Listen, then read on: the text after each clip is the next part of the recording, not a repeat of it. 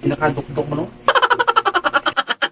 Hello guys! For today's mini vlog, is samahan niyo ako mag-unwrap ng regalo sa akin ng aking kapatid na si Wendy. Here, today is dumating tong Shopee. In-order niya sa akin. Ewan ko ba tong kapatid ko? O-order na lang, pero ito pa ang iniregalo niya sa akin. Unwrap natin. Tingnan natin.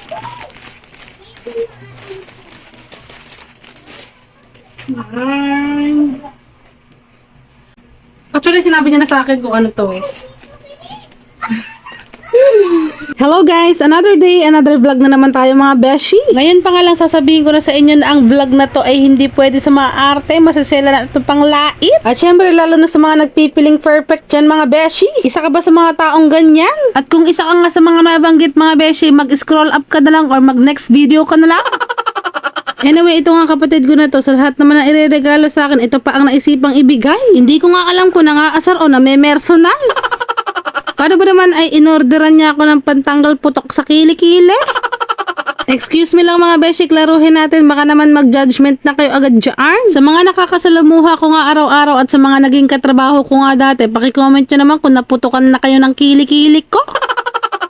Sa mga sumusubaybay nga at laging nanonood ng mga videos ko mga beshi, abay huwag kayong mahiyang mag-comment. Libre nga lang ito mga beshi at walang bayad.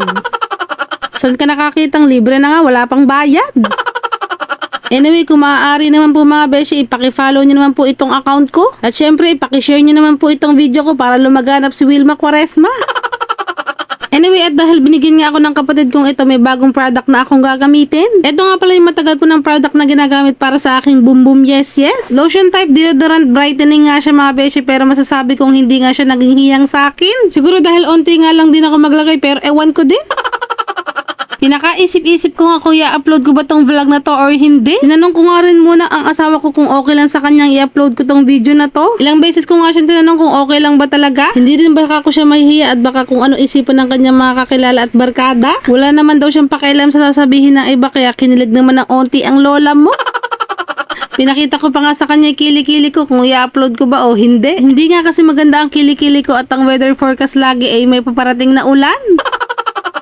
Kaya ang bawat isa nga sa atin ay may kanya-kanyang opinion. Kaya never ever judge a book by its cover. Anyway mga beshi, gagamitin ko nga yan sa araw-araw hanggang sa maubos at magbibigay nga ako ng product review. At kung ano nga ang magiging resulta nito sa akin, kung hiyang ba o hindi. Anyway, pinansabon ko na nga rin sa mukha ko yung ginamit kong sabon sa kilikili.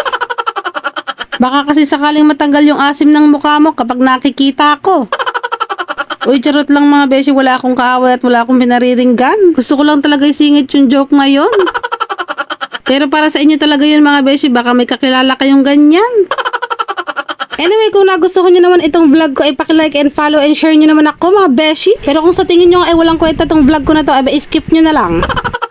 Nalagyan ko lang yung scrap salt. Ako, kasi naguto. Tsaka ko nalagyan ng spray deodorant.